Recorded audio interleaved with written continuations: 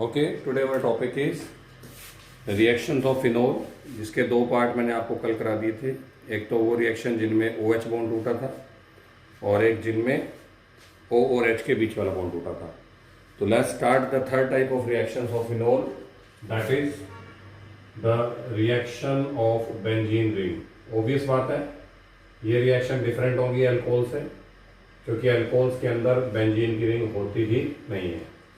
Now the reactions of benzene ring, इसमें जो first reaction है वो है इलेक्ट्रोफिलिक। पिछले चैप्टर में भी कराई थी मैंने आपको इलेक्ट्रोफिलिक, और इस चैप्टर में भी करा रहा हूँ। बिल्कुल याद करवाने के पर्पज से बात करते हैं पहले।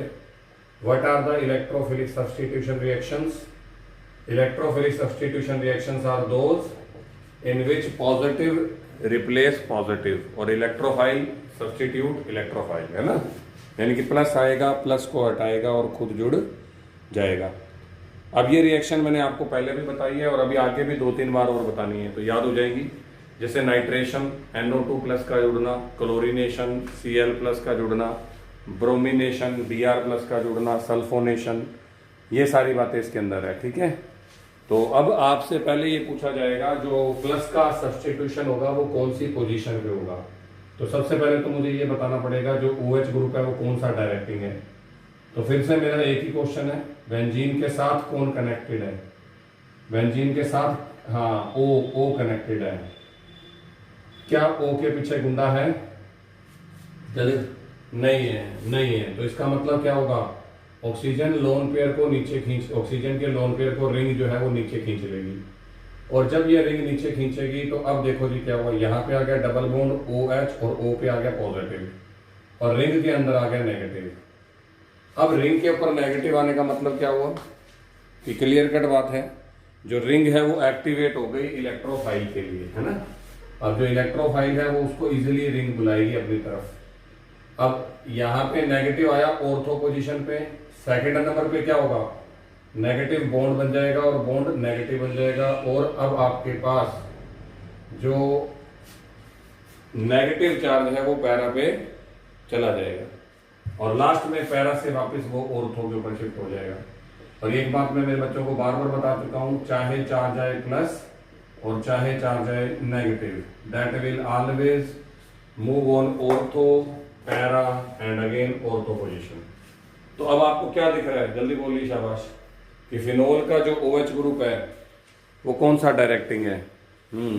तो अब मैं, हाँ, तो अगर यहाँ इलेक्ट्रोफाइल खड़ा हुआ देख रहा है तो उसको साफ दिख रहा है कि उसका फायदा कहाँ है। तो प्लस का फायदा हमेशा वहां होता है जहां पे नेगेटिव चार्ज ज्यादा हो। इट मीन्स, क्या मैं ये लाइन लिख दूं कि OH group is ortho and para directing group? सही है, बिल्कुल, जल्दी बोलिए। तो ये ऑर्थो और पैरा डायरेक्टिंग ग्रुप है, और आने वाले इलेक्ट्रोफाइल को ये दो पोजीशंस दिखाएगा कि ऑर्थो पे बैठ जाए या पैरा पे बैठ जाए। और जब मेरे पास दो पोजीशंस की पॉसिबिलिटी है तो मैं दोनों पर बैठूंगा, क्योंकि इलेक्ट्रोफाइल एक आ रहा है या बहुत सारे आ रहे हैं? जल्दी बोलिए, बहुत सारे आ रहे हैं। चलो जी, अब एग्जाम्पल शुरू करते हैं। एग्जाम्पल में सबसे पहले आता है नाइट्रेशन, जो कि मेरे बच्चों को अच्छी तरह से याद हो चुका होगा। नाइट्रेशन का मतलब होता है, आज फिर बता रहा हूं, addition of NO2 plus group, इस ग्रुप का जुड़ना।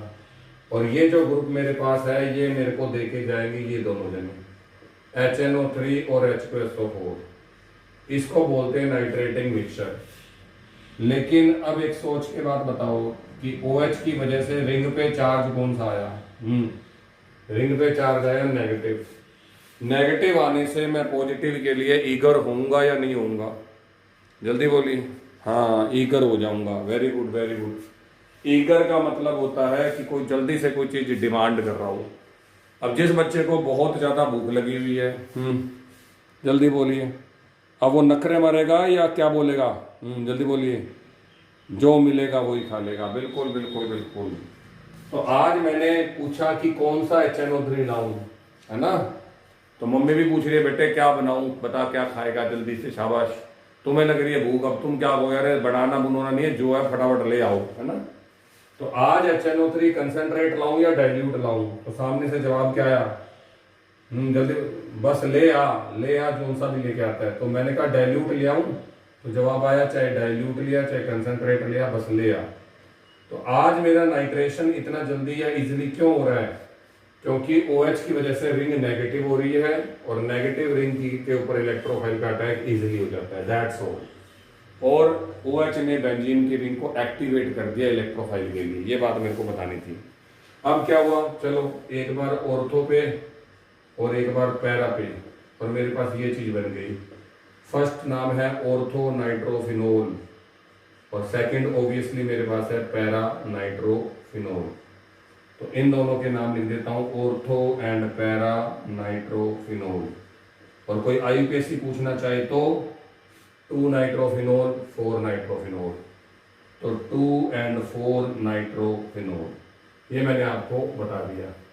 लेकिन अब आपका टीचर पूछेगा कि प्रोडक्ट कितने बने, आप लिख के आओगे 2 बने।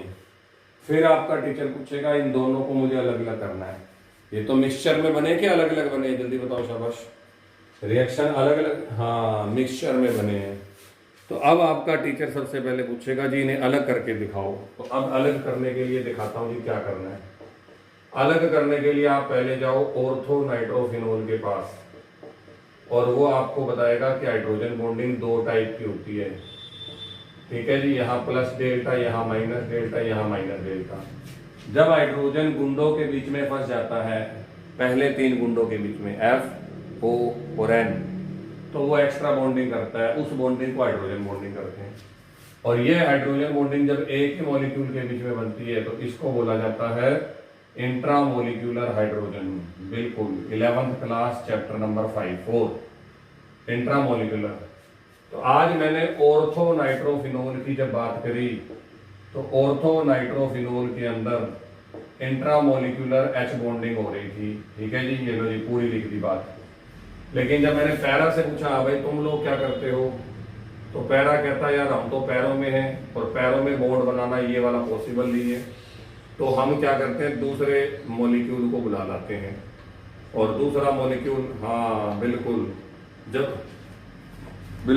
जब दो लोगों के बीच में हाइड्रोजन बॉन्ड बनता है तो उसको बताने की जरूरत नहीं है कि इंटरमोलिक्यूलर हाइड्रोजन बॉन्डिंग। और ये पिछले साल पढ़ाई थी कि हाइड्रोजन बॉन्डिंग 2 टाइप की होती है, एक इंट्रामोलिक्यूलर और एक इंटरमोलिक्यूलर। ये लो जी बना दी। अब ये आपके पास है जी पैरा नाइट्रोफिनोल, और इसमें हो रही है इंटरमोलिक्यूलर हाइड्रोजन बॉन्डिंग। पर अब आई बात मजबूती की। हाँ जी, कौन सी मजबूत है? एक वो बंदा जिसकी सिर्फ अपने घर में ही बनती है, एक वो बंदा जिसकी 1 से 2, 2 से 3, 3 से 4 सारे गांव वालों से बनती है। अब जिसके घर में चोर आ गए, ये तो किसी से बातचीत ही नहीं करता, चोर आ गए कोई इसके घर में झांकने भी नहीं जाएगा, है ना, ये गया लूट, इसको लूट के ले जाएंगे, अनस्टेबल हो गया। इसके घर में चोर आ गए तो देखो ये कनेक्टेड है सभी से। चोरी कौन से घर में आराम से हो जाती है? जो घर, हाँ जी, घनी आबादी में है, या जो घर अकेला होता है सुनसान एरिया में। जल्दी बोलिए शाबाश। तो सुनसान, बिल्कुल। तो ये कम हाइड्रोजन जो इंट्रामोलिकुलर है वो लेस, हाँ जी, स्टेबल होती है या लेस स्ट्रोंगर होती है, वो मोर स्ट्रोंगर है। अब इस वजह से बताइए बॉइलिंग पॉइंट ज्यादा किसका होगा, ऑर्थो का या पैरा का? हाँ, तो boiling point of ortho is less than para, para का ज्यादा है।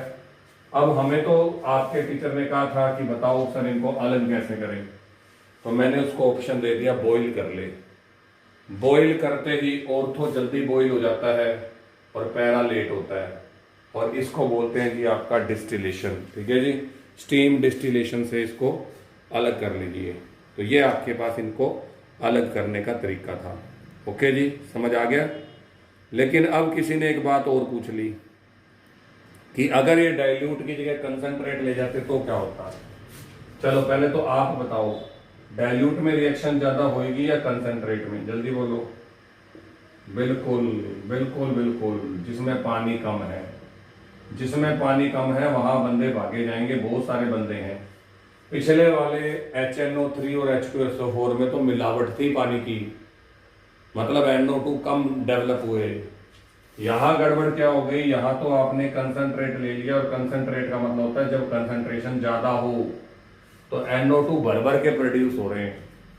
तो अब गड़बड़ क्या हुई, पहले लोग आ रहे थे कम और आप थे सेवादार, किसी जगह लंगर था और तुम रोटी खिला रहे थे, थोड़े दो दो चार चार लोग आ रहे थे, तुम उनको जगह बता रहे थे, आओ जी ਇੱਥੇ ਬਹਿ ਜਾਓ, आओ जी ਉੱਥੇ ਬਹਿ ਜਾਓ। ਇੱਥੇ मतलब ऑर्थो पोजीशन, ਉੱਥੇ मतलब पैरा पोजीशन।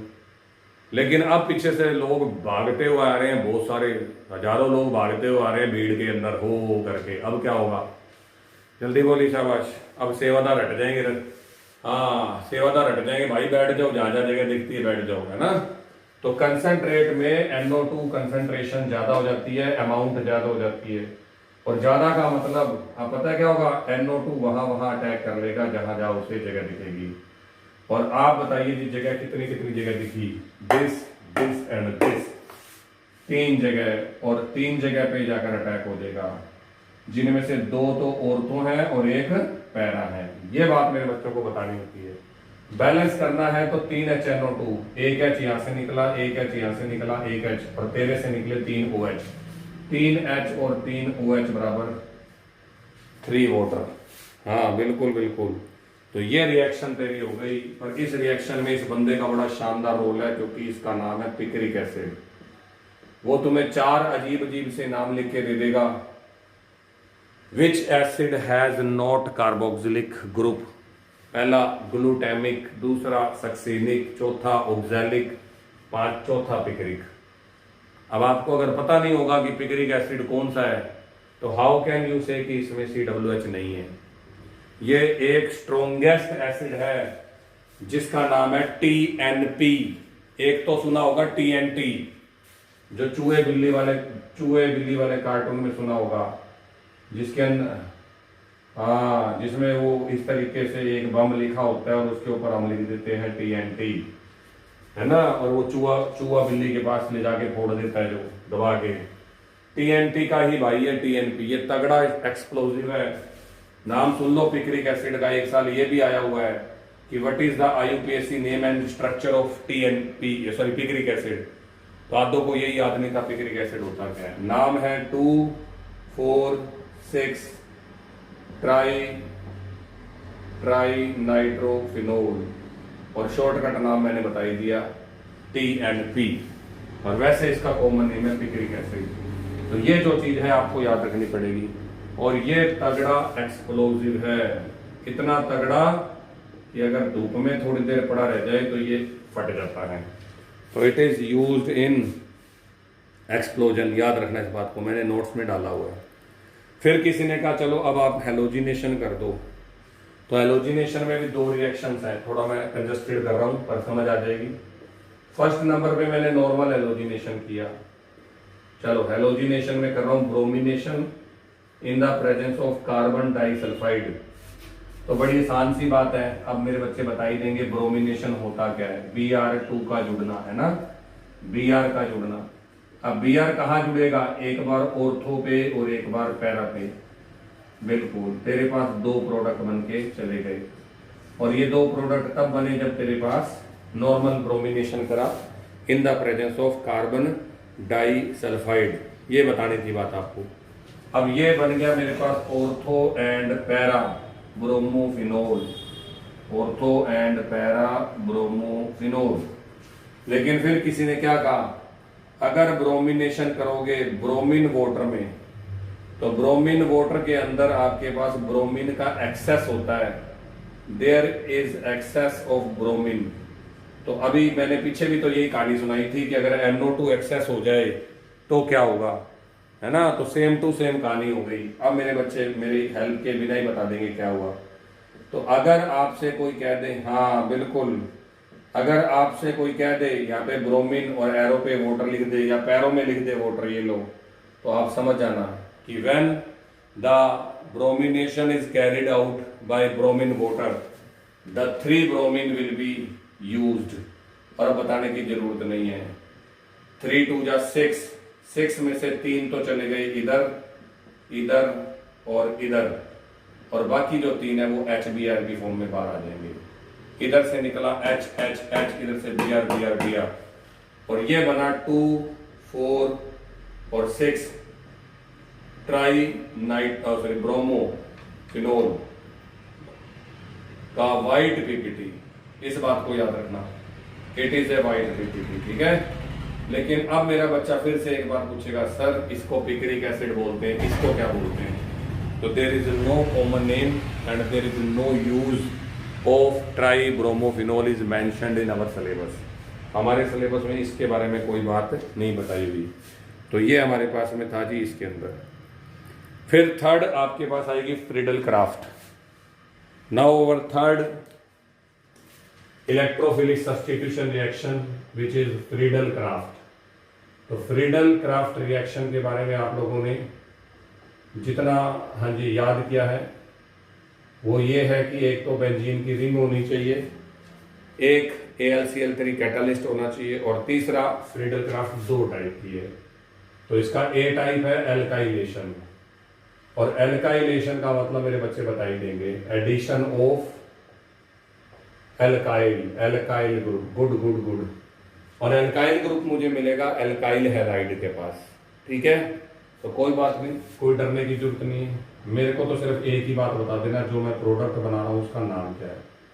फिनोल के साथ रिएक्शन कराओ CH3Cl की, एरो पर लिख देना AlCl3।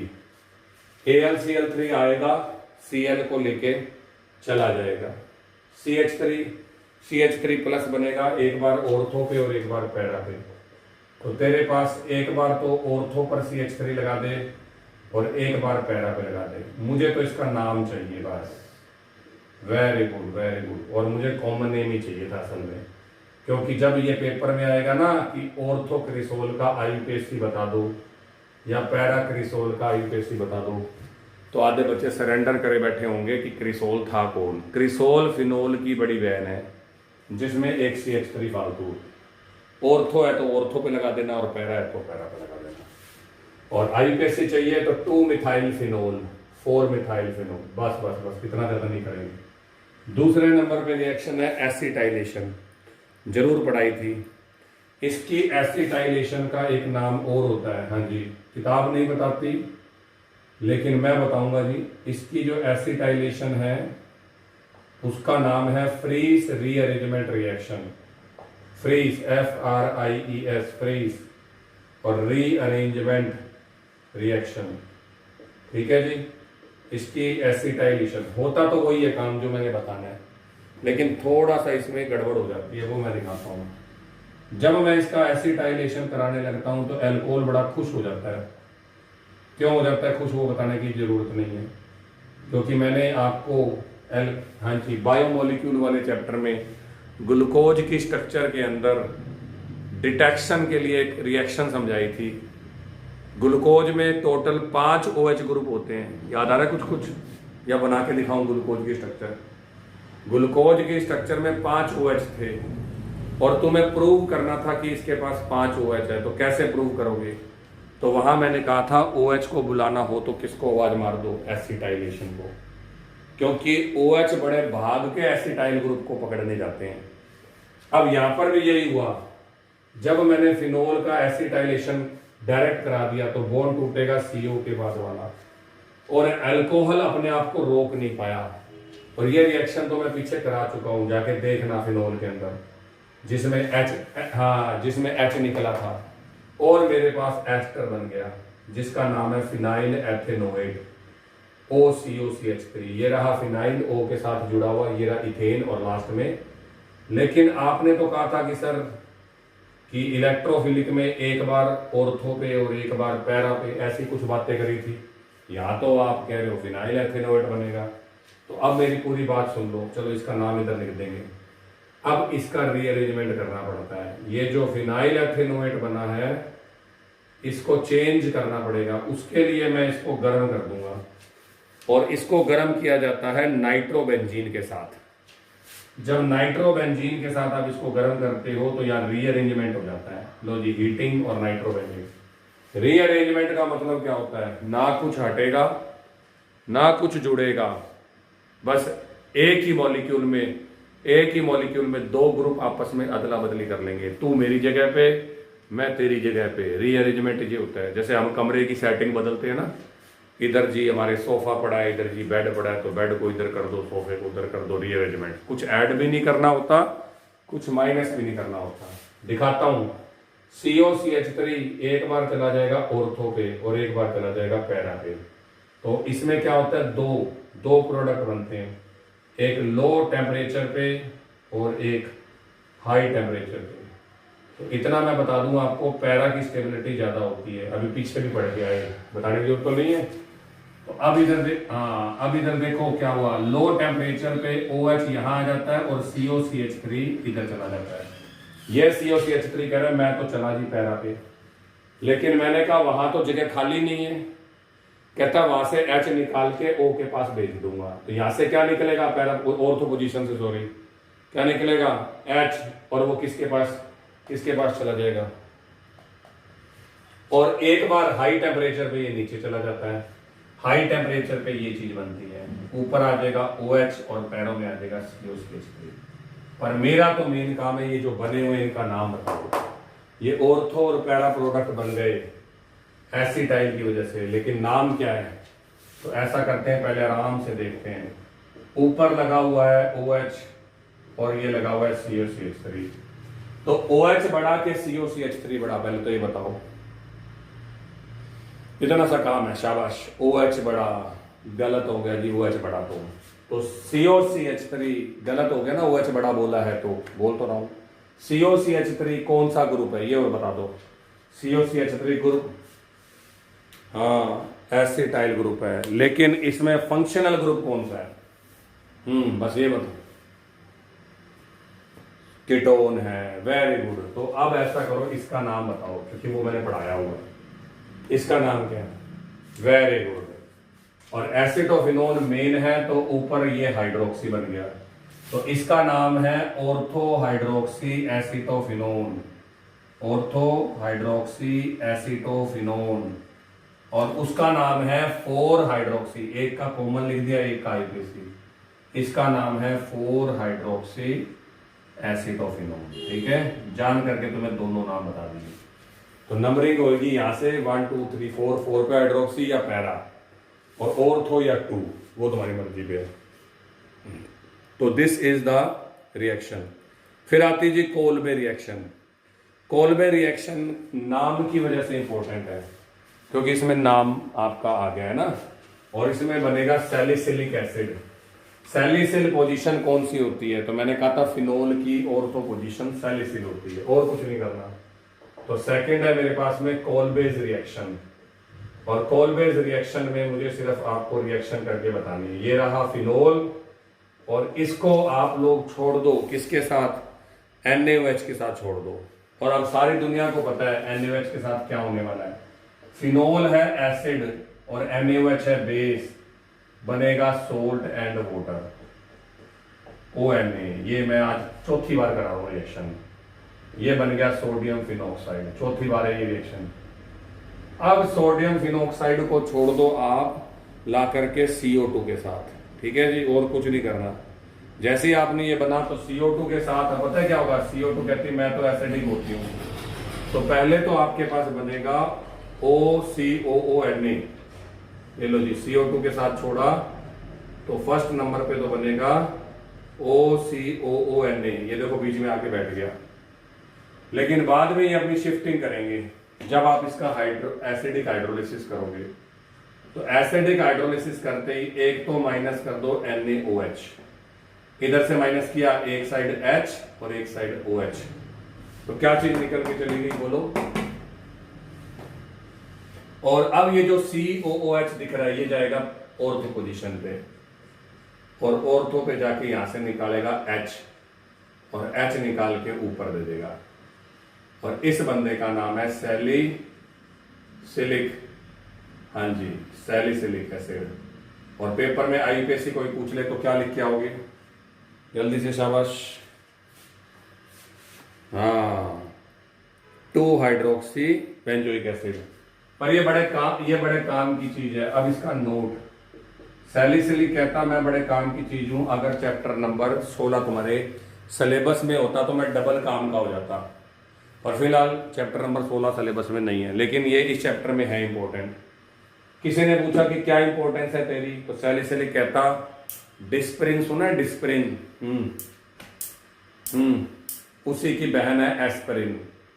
तो डिस्प्रिन की बहन है तो ऑब्वियस बात है काम क्या होएगा, सेम या डिफरेंट, जल्दी बोलिए शाबाश, सेम होएगा। बिल्कुल बिल्कुल, लगभग नहीं बिल्कुल सेम है। आज अगर सैलिसिलिक एसिड को ऐसे लिख दूं तो पहला सवाल किसी को एतराज है क्या? हाँ जी बोलो, ये सैलिसिलिक है या नहीं है, ये बता दो। तो जवाब है। अब सैलिसिलिक के अंदर एसिटाइलेशन कर दो, क्या कर दोगे, एसिटाइलेशन। और अब लास्ट एंड फाइनल तुम बताओगे जी क्या होने वाला है, मैं नहीं बताऊंगा क्योंकि मुझे केमिस्ट्री नहीं आती। टूटेगा एच कौन देगा, ऊपर वाला के नीचे वाला? ऊपर वाला, क्योंकि OH की कमजोरी है एसिटाइलेशन, अभी बता के गया हूं, है ना। और आपके पास ये चीज बनेगी और इस बंदे का नाम है OCOCH3 और इधर लगा दो COOH। इसको बोलते हैं एस्पिरिन, और एस्पिरिन एक पेन किलर है, लेकिन केमिस्ट्री या मेडिकल साइंस इसको पेन किलर नहीं बोलती, हम बोलते हैं एनाल्जेसिक। क्या बोलते हैं, हु आर एनाल्जेसिक, हाँ जो पेन किलर होते हैं, बिल्कुल। Disprin is a pain killer. कब खाते हो डिस्प्रिन, जल्दी बोलिए, हेडेक में, दर्द होने पर, है ना। तो ये डिस्प्रिन की बहन है जी, और इसका नाम है आपके पास में एस्पिरिन, ठीक है। तो this is all from today's class, have a nice day, bye bye.